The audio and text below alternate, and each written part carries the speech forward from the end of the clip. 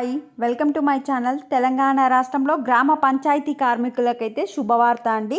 పంచాయతీ కార్మికులకు గ్రామ పంచాయతీలలో పారిశుద్ధ కార్మికులు ఉంటారు కదా, వాళ్ళకి ఇక నుండి జీతాలు అకౌంట్లలో గవర్నమెంటే వేస్తుంది. పంచాయత్ రాజ్ శాఖనే మీకు శాలరీస్ అనేది ఈ జనవరి నెల నుంచి మీ యొక్క బ్యాంక్ అకౌంట్లో వేస్తుంది.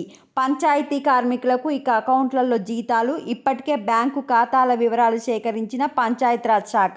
ఇంత ముందుకు వీళ్ళకు పారిశుద్ధ కార్మికులకు జీతాలు వచ్చేసి గ్రామ పంచాయతీల నుండి ఇచ్చేవాళ్ళు. దీనివల్ల సమస్యలు తలెత్తేవి. పంచాయతీ కార్యదర్శులు సమయానికి జీతాలు ఇవ్వకపోవడంతో తీవ్ర ఇబ్బందులు పడేవారు. సో ఇలా పంచాయతీ నుంచి మనీ కరెక్ట్ ఇవ్వట్లేదని చెప్పి గవర్నమెంటే మీకు ఈ నెల నుంచి అకౌంట్లలో అయితే మీకు మనీ వేస్తుంది.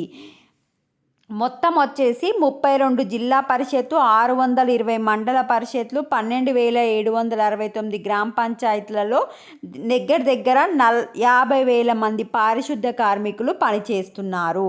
అయితే దీర్ఘకాలికంగా సేవలు అందిస్తున్నప్పటికీ వారి వివరాలు ప్రభుత్వం వద్ద లేవు. దీంతో సేవలకు సంబంధించి సీఎం మంత్రులు సమీక్షల సందర్భంగా స్పష్టమైన సమాచారాన్ని ఉన్నతాధికారులు ఇవ్వలేకపోతున్నారు. జీతాలు సరిగ్గా ఇవ్వడం లేదని, పనిభారం ఎక్కువైందని కొందరు కార్మికులు వెళ్ళిపోతుండగా వారి స్థానంలో కొత్త వారిని తీసుకోవడం లేదు. సరైన సంఖ్య తేలక ఏటా జీతాల చెల్లింపులకు బడ్జెట్ కేటాయింపులు సరిగా జరగడం లేదు.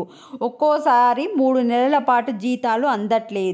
ఈ సమస్యల నేపథ్యంలో వారందరి వివరాలు గ్రామ పంచాయతీలు పక్కాగా కలెక్ట్ చేసి పంచాయతీరాజ్ శాఖకి ఇస్తే ఇక నుండి పంచాయతీరాజ్ శాఖనే మీ జీతాలు అనేది అకౌంట్లలో వేస్తుంది. ఇప్పటి నుంచి ఊళ్ళల్లో సర్పంచులు కానీ గ్రామ పంచాయతీ కానీ మీకు ఏమి ఇవ్వదు. మీ శాలరీ డైరెక్ట్ 1వ తేదీ గవర్నమెంట్ జాబ్స్కి పడినట్టు మీకు కూడా మీ అకౌంట్లోనే పడుతుంది. ఇది అప్డేట్. వీడియోని లైక్ చేయండి. Thanks for watching.